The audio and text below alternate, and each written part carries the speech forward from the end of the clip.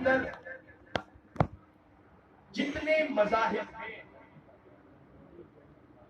उनका ये यकीन है,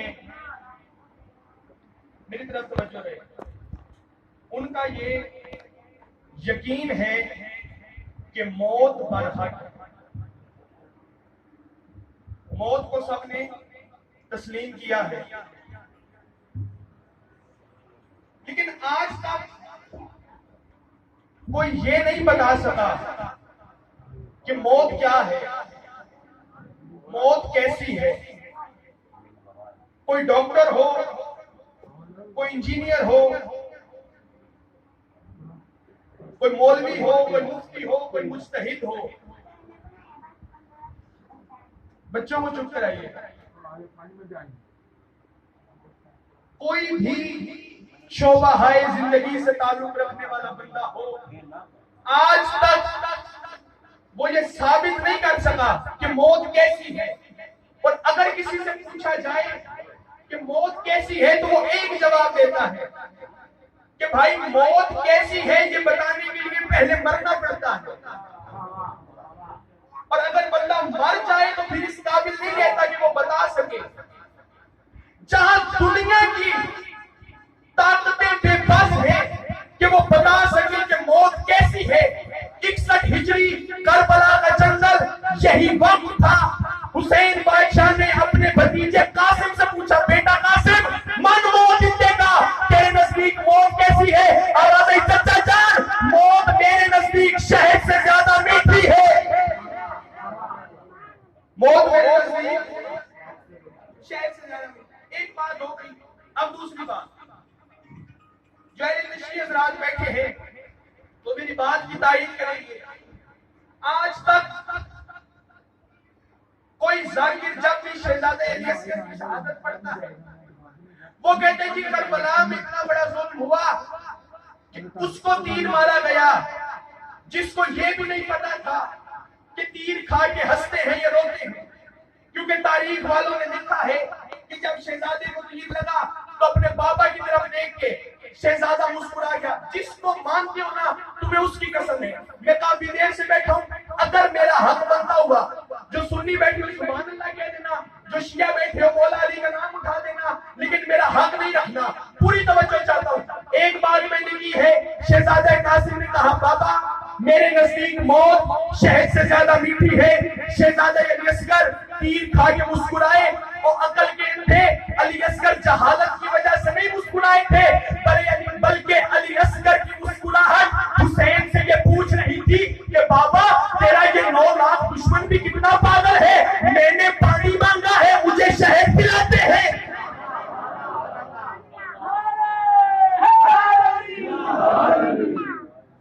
घबरा तो नहीं गए? एक दो बातें और कर। करबला के अंदर 72 की फौज ने अपनी जानें देके दुनिया को बताया है कि बैयत का कत्ल हो गया और हुसैनियत जीत गई। चले आपके मिजाज के एक और बात। अभी शवारुल मुकर्रम की आज 21 तारीख, एक माह बाद आ रहे जिलहज का महीना। कुर्बानियां करते हैं, जानवर भी लाते हैं। जब जानवर कुर्बानी का ज़िबा किया जाता है, उसकी गर्दन पे जब छुरी चलती है, मेरा आपसे सवाल है कि जो उसकी गर्दन से खून निकलता है वो उछल के निकलता है या आहिस्ता आहिस्ता निकलता है? उछल के निकलता है। मैं फिर आपकी मिन्नत करूं, खुदारा मेरे साथ बोलिएगा, उछल के निकलता है। कभी सोचा ये खून क्यों निकल रहा है? मुसलमान पागल तो नहीं, खून क्यों निकाल रहे हैं? आओ अल्लाह के कुरान से पूछे। खुदा का कुरान कहते हैं ये जो खून कुर्बानी के जानवर की गर्दन से निकल रहा है, ये खून उछल उछल के सलामी पेश कर रहा है उस बाप को और उस बेटे को जिन्होंने अपनी जान अल्लाह की राह में वक्फ कर दी। आओ मैं तुम्हें एक जुमले में इब्राहिम का का और हुसैन का मुकाबला करके बता दूं, जिसको जानवर के खून की सलामी मिले उसे इब्राहिम कहते हैं, और जिसे इंसान के खून की सलामी मिले उसे हुसैन इब्न अली कहते हैं। लब्बैक या हुसैन, लब्बैक या हुसैन, लब्बैक या हुसैन, लब्बैक या हुसैन, लब्बैक या हुसैन, लब्बैक या हुसैन, लब्बैक या हुसैन। लब्बैक या हुसैन।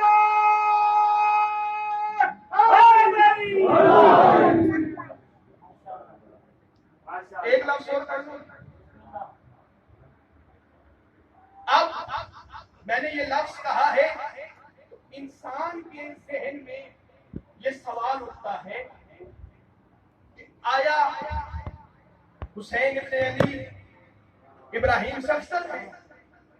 मैंने पहला लफ्ज कहा है कि मैंने अकीदा पढ़ा, मैं दलील देता हूं, अगर पसंद आ गई फिर मेरे साथ बोल दीजिएगा, ना पसंद आई लड़ाई तो हमारी किसी के साथ है ही नहीं। मेरी तरफ तवज्जो रहे। इब्राहिम अफजल या हुसैन अफजल? नहीं, हुसैन इब्न अली अफजल है। लेकिन क्यों अफजल? क्योंकि अगर शिया बैठे तो उसके लिए यही दलील काफी है कि मुस्तफा ने कहा था, मेरे बाद मेरे आने वाले अहले बैत मेरे अलावा हर नबी से अफजल है, क्योंकि उनकी रगों में आम खून नहीं, मुस्तफा का खून है। लेकिन एक दलील मैं ऐसी देना चाहता हूं कि मेरे अहले सुन्नत भाई भी मेरी बात की तारीफ करेंगे। इधर आपके भलवाल का कोई बड़ा स्टेडियम, कोई ग्राउंड, उसके अंदर 1.25 लाख कुर्सी लगी हो, कितनी? ये सारे नहीं बोले, कितनी कुर्सी?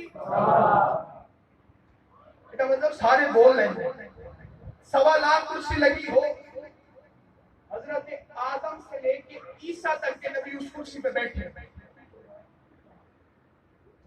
यकदम मैदान में ऐलान हो, तमाम अंबिया कराम गौर से सुन ले, सरदारे अंबिया मुस्तफा तशरीफ ला रहे हैं।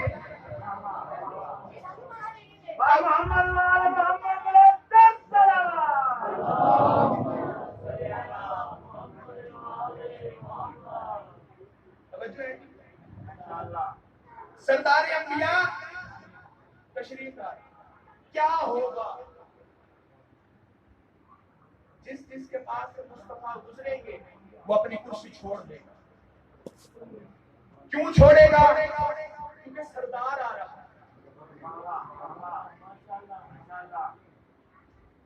है। जी मेराज हुई है जी, मेराज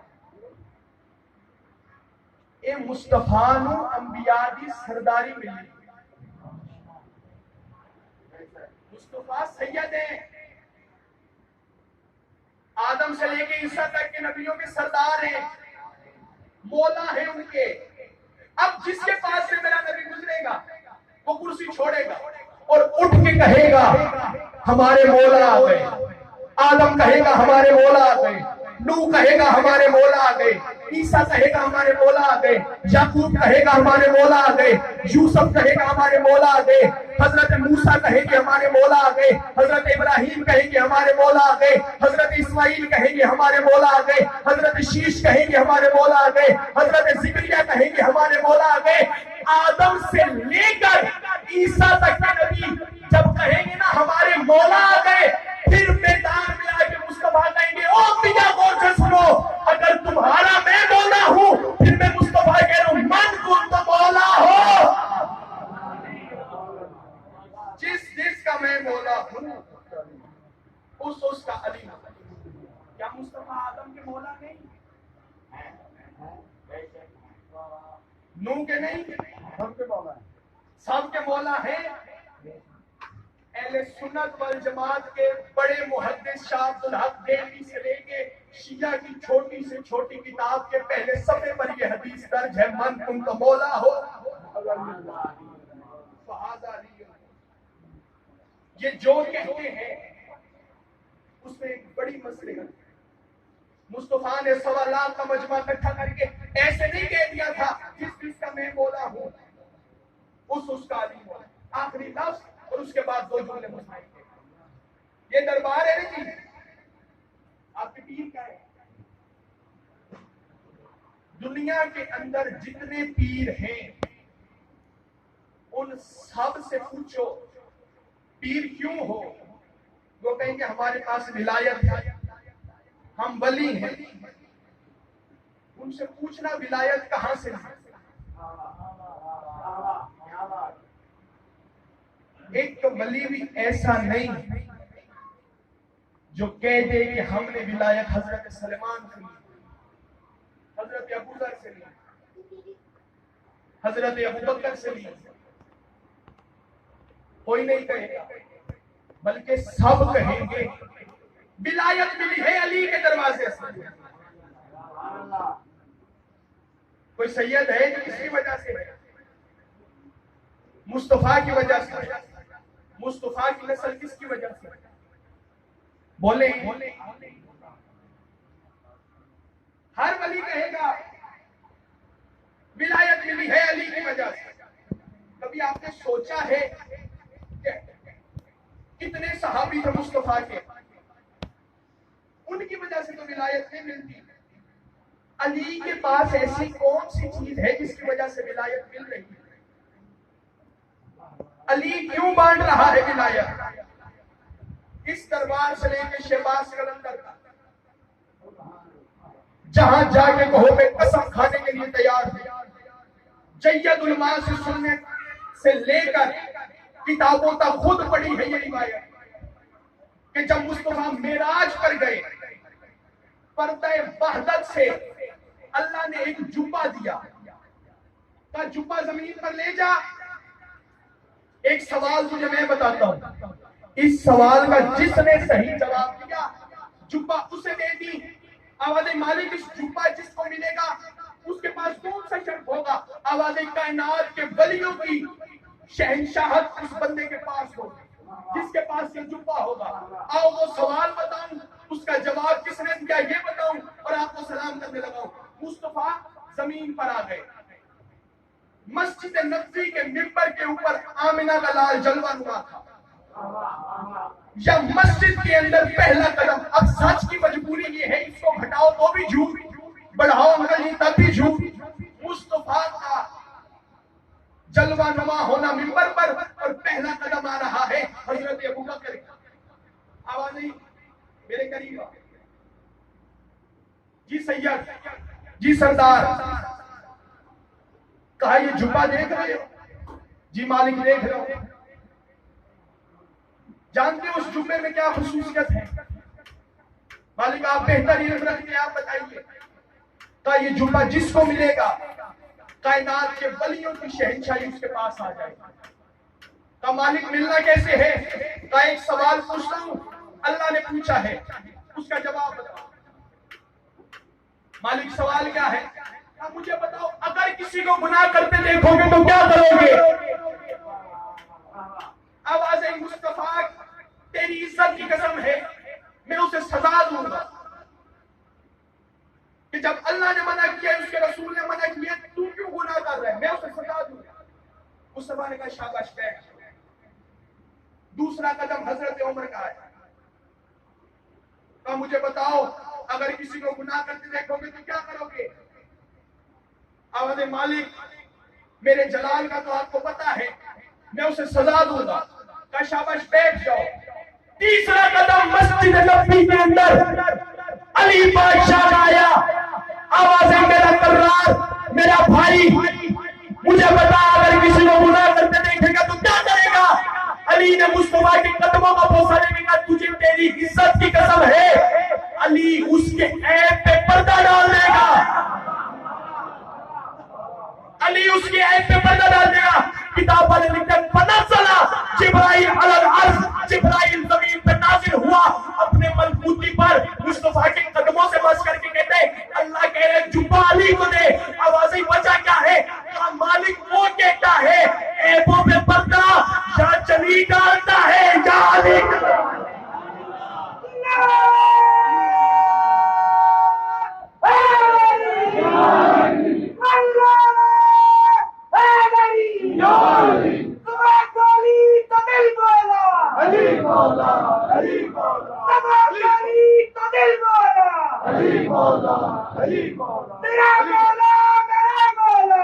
अली मौला अली मौला मेरा मौला मेरा मौला अली मौला अली मौला आवाज़े बुलंद करो। आवाज़ शाद है। लड़ाई तो हमारी किसी से है।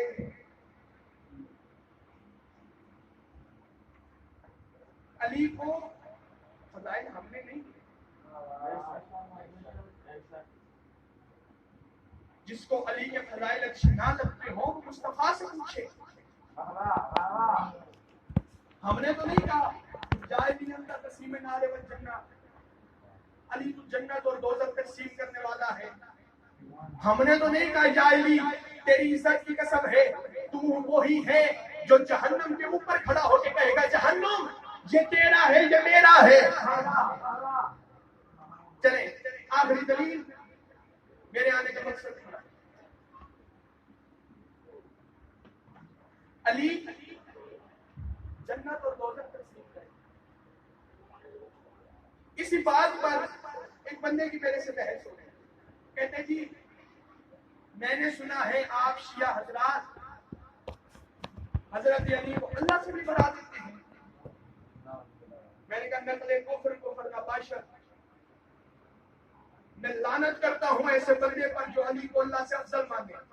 मैंने कहा मेरा अकीदा सुन, सबसे बड़ा अल्लाह, अल्लाह के बाद सबसे बड़ा मुस्तफा, मुस्तफा के बाद चाहे वो आदम है, चाहे नूह है, चाहे कोई सहाबी है, चाहे कोई वली है, चाहे कोई ताबी है, चाहे कोई तबा ताबई है, सब नीचे अली की जूती ऊपर।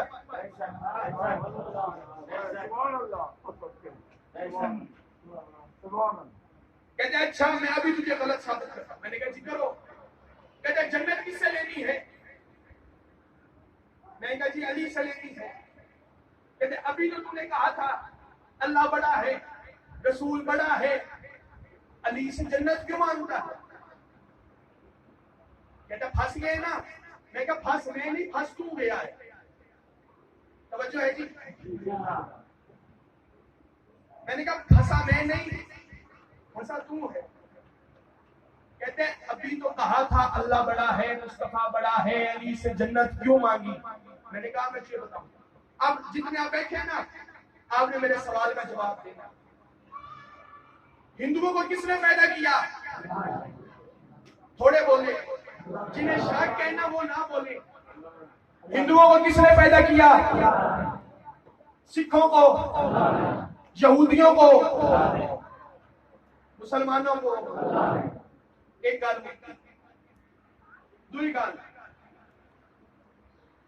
सुन्नी किसका कलमा पढ़ते हैं?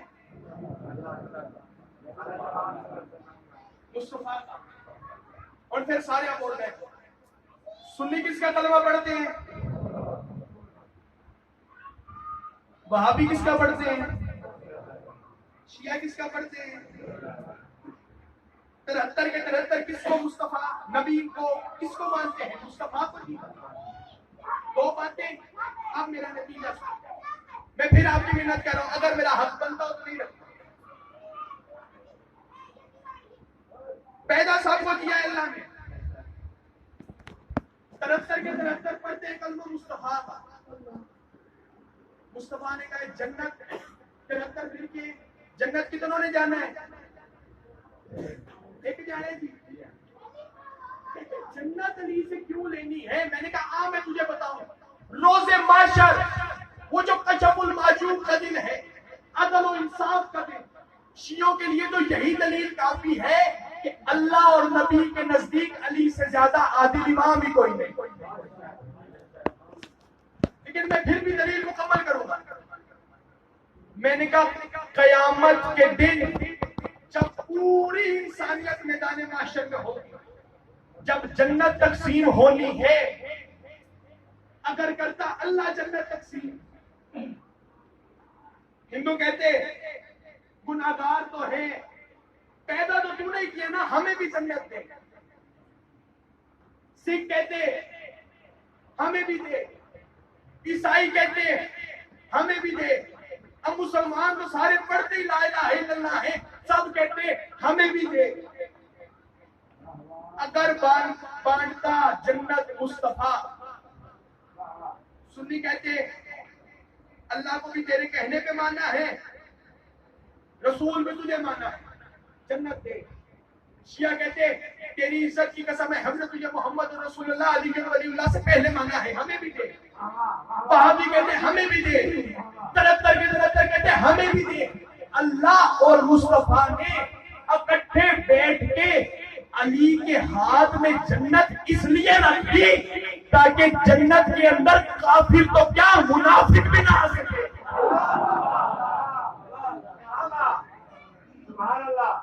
इसलिए दी है जन्नत। एक सलवार पढ़े आले मोहम्मद।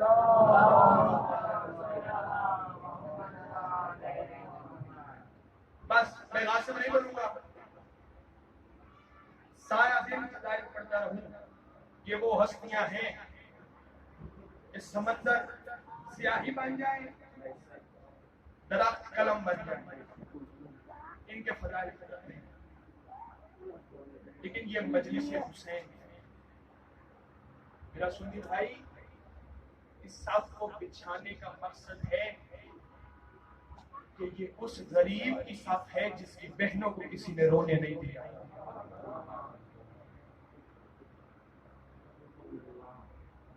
कोई ना रोए, हम तो किसी को कुछ नहीं कहते। शियत दुनिया की वो वाहिद कौम है जो थानों कचहरियों में जाके मिन्नतें करती है, हमें गरीब को रोने दो। हम लड़के हैं, हम उसको रोने आए हैं जिसकी बहनों के एक दिन में 9 भाई मारे गए और लाशों पे किसी ने रोने नहीं दिया। आप में सुन्नी भाई बैठे, मुझे जिस दिन से मजलिस का फोन आया उस दिन से लेके अभी बैठने तक हर बंदे ने कहा कि ध्यान रखिएगा, यहाँ से सुन्नत वाल जमात है। मेरी मजलिस शियों के लिए नहीं, मैं आपके लिए पढ़ रहा हूँ। आपकी बहनें हैं ना, बेटियां भी हैं, अल्लाह ना करे किसी बहन का भाई मारा जाए। मैंने कितने जनाजे कब्रिस्तानों में देखे हैं, जनाजा पढ़ दिया जाता है सिर्फ इसलिए पढ़े होते हैं इसकी बहन आ रही है।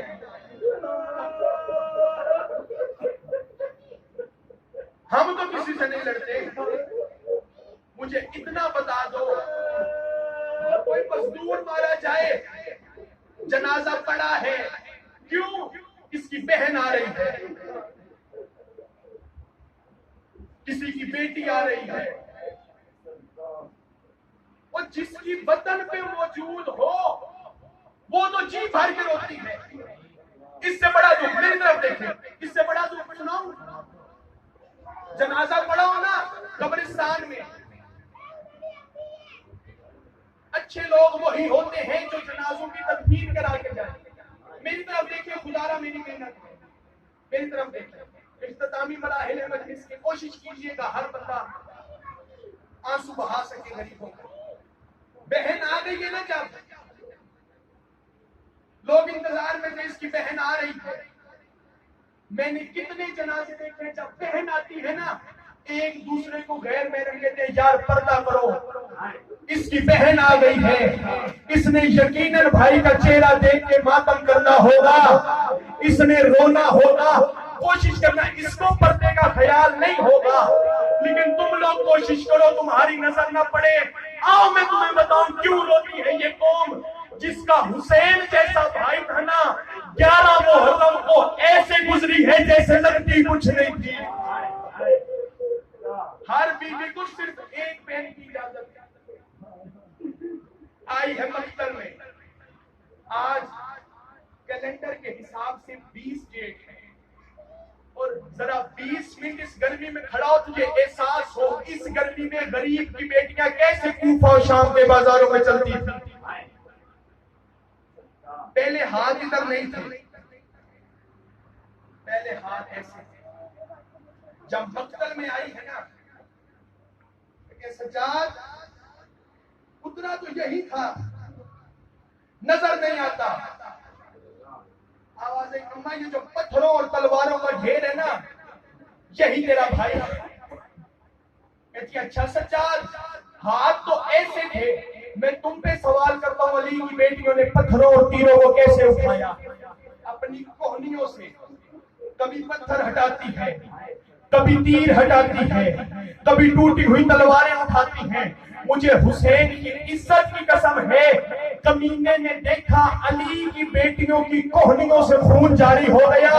ये कहते इनके हाथ पाबंद है, जल्दी करो हाथ बांधो वरना मेरी फौज में बगावत पैदा होगी। हाथ आ गए इधर, बीबी ने एक लोहा पड़ा है भाई की। मुजम्मिल भाई, अल्लाह आपकी सब अज़ाब सही कबूल करे, आपके मरहूमीन के दर्जात बुलंद हो, इस दरबार में जो जो हाजत लेके आए हो सारी कबूल हो।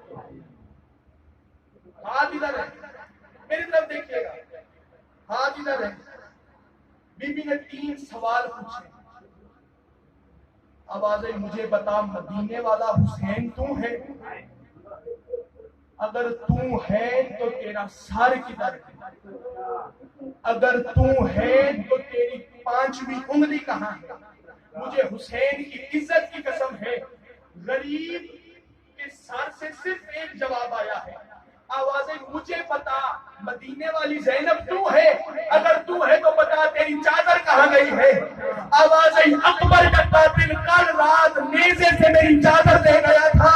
वास्ता से कहता था अली की बेटियां गाजी को बुला ले। अजरकुमुल्लाह, आखिरी लफ्ज पढ़ देना।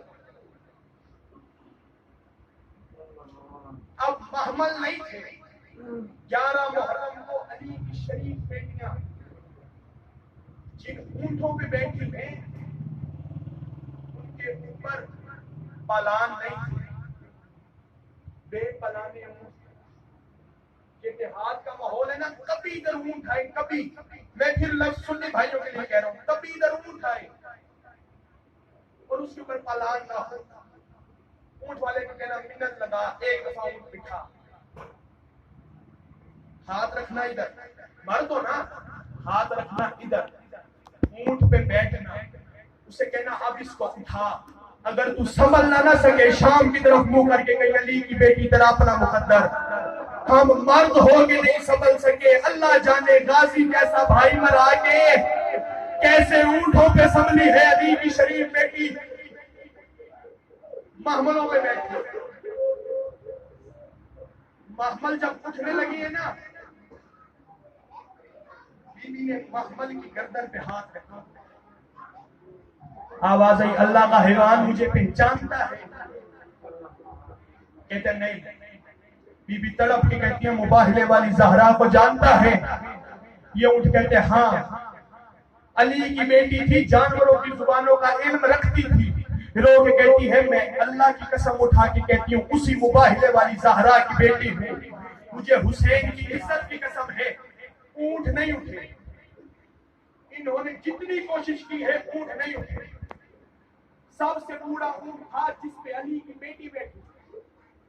ये ऊंट अपनी जुबान में अपने हमजिन्स जानवरों को कहते हैं, ना उठना, तुम्हारी पुष्ट में अली की बेटियां हैं। ऊंट नहीं उठे। उमर साद, अल्लाह इस पे लानत करे, कमीना कहते हैं, शेमर ऊंट नहीं उठते। कहते हैं मैं जाके जुल्म करता हूं। इसने एक ऊंट पर ताजियाना मारा, वो दौड़ा, दूसरे को मारा, वो दौड़ा, सारे ऊंट दौड़ गए। एक ऊंट है जो नहीं उठता, ये वो ऊंट है जिसपे बीबी ज़ैनब सवार थी। मुझे हुसैन की इज्जत की कसम है, शिमर को हैवान पे गुस्सा आया, इसने उस ऊंट के चेहरे पे ताजियाना मारना शुरू किया। इतना जुल्म किया कि ऊंट के चेहरे से खून निकला। उमर साहब दौड़ता हुआ आया, कहते शिमर हया कर, मुस्तफा का कलमा नहीं पढ़ा, हैवान को क्यों मारता है? तू मुस्तफा की शरीयत से वाकिफ नहीं कि हैवान पे जुल्म ना करो? देख तो सही, जानवर का खून निकल आया है। इतना लफ्ज सुना है 4 साल की मासूमा ने। रोज कहते सज्जाद, मुझे इतना इससे पूछ के बता दे, हैवान को मारना मना है, क्या यतीमों के दूर लूटना जायज है? क्या यतीमों को तमाचे मारना हमारे नाना की शरीयत में जायज है? ऊंट चल पड़े। आज का जो दिन है ना, आज का दिन 12 मुहर्रम का दिन, इसने इमामत से जनाबे सज्जाद कूफा से वापिस करबला पहुंचे। जानते हो क्यों पहुंचे? 10 मुहर्रम को कत्ल हुए, 11 का दिन करबला की रेत पे बेगोरो कफन लाशें पड़े हैं जिनकी हाय नहीं ना निकली। 12 मुहर्रम यही वक्त इधर से आया बनु असद का एक कबीला, इधर से आया मुसलमानों का एक गिरोह, बनु असद के लोग ईसाई, इधर से आया मुसलमानों का गिरोह। बनु असद के जो लोग थे ना, जो लोग, ये तारीख जो मैं बता रहा हूं शायद आपको कोई बताए, ये खुशबुओं के ताजिर किसके, इन्होंने खुशबू सुनी। कहते हो ना हो इस रेत के ऊपर कोई नबी या उसकी औलाद पड़ी, आओ इनको दफन करें।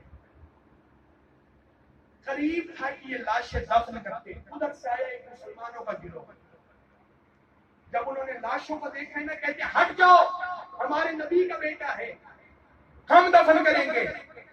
एक बूढ़ा ईसाई आगे बढ़ के कहता है हया नहीं आता, अगर ये तेरे नबी का बेटा है फिर ये ऐसे क्यों पड़ा है, क्या तुम इसके वारिस नहीं।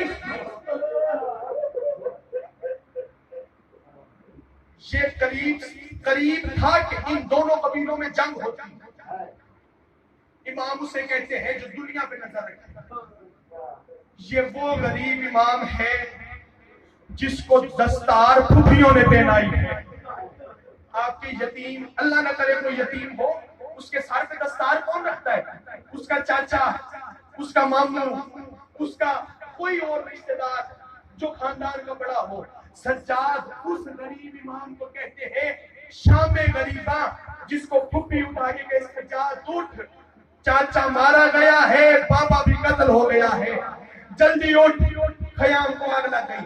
दस्तार पे लाई थी जनाबे ज़ैनब आलिया ने, आखिरी लफ्ज पढ़ने लगा। फुप्पी से इज़्न लेके कूफा से वापस करबला आ गए। ईसाई कहते हैं हमने देखा एक नूर की हमारी साहिब, उसमें से कड़ियों का झनकार आया। हमने देखा है एक ज़ईफ है जिसके गले में तोप है, पाँव में बेड़ियां हैं, हाथों में हथकड़ियां हैं। कहते लेकिन शरीफ इतना था, आंखों से खून रो रहा था। कहते हमारे पास आके कहते ना लड़ो, मैं वारिस हूं। ईसाई कहते आप वारिस हैं, मुझे हुसैन की इज्जत की कसम है, सज्जाद ज़ईफ नहीं था। 10 मुहर्रम की शाम तक 23 सालों का जवान था सज्जाद। ज़ैनब का नंगा सर सज्जाद को ज़ईफ कर गया। कहते ए ज़ईफ, ईसाई कह रहा है ए ज़ईफ, तेरे मुंह पे झूठ नहीं सचता, अगर तू वारिस है तो अपना तारुफ करा। आवाज़ें मैं मुबाहिले वाली ज़हरा का बेटा हूं, ये भी उसका बेटा है, ये हुसैन मेरा बाबा, वो मेरे अकबर की लाश, वो है मेरे अस्कर की लाश। ये देखो ये हमारी बस्ती थी जो मुसलमानों ने एक दिन में उजाड़ दी। ईसाइयों ने जब देखा है ना मौला का मौजज़ा, कहते अपनी इज्जत का वास्ते हमें कलमा पढ़ा। इन्होंने कलमा पढ़ा, अब सब मुसलमान। का मौला इजाजत दे हम कब्रें खोदे। आपके बाबा की तदफीन, इमाम साहब मसरूफ हो गए। एक लफ्ज इसी पे मैं आपको सलाम करता हूं। इमाम मिट्टी खोद रहे हैं। अगर दिल में कब्र हुसैन रखते हो ना जो शिया बैठे हो, मुझे यकीन है बेबस हाय निकलेगी तुम्हारी। या एक ईसाई इमाम की कड़ियों में हाथ डाल के कहते हैं मौला एक मसला पूछने आया। आवाजें कौन सा मसला? का मौला आपके पापा का जिस्म बहुत जख्मी है, सर नहीं, उंगली नहीं, जिस्म के मुख्तलिफ हिस्सों से गोश्त कट कट के गिरा है, लेकिन आपके बाबा के सीने पर इतना सा एक गोश्त का टुकड़ा पड़ा है। आवाजें बोला क्या उसको जुदा करना है या दफन करना है? सज्जाद की हाय निकली, आवाजें ये गोश्त का टुकड़ा नहीं, मेरा भाई अस्कर है जो शामे गरीबा घोड़ों के सुबह के साथ दफन हो गया। एक काले बुर्के वाली बीबी थी जो रो रो के कहती थी घोड़ा सवार, घोड़ा रोक, तेरे घोड़े के सुबह में मेरी कमाई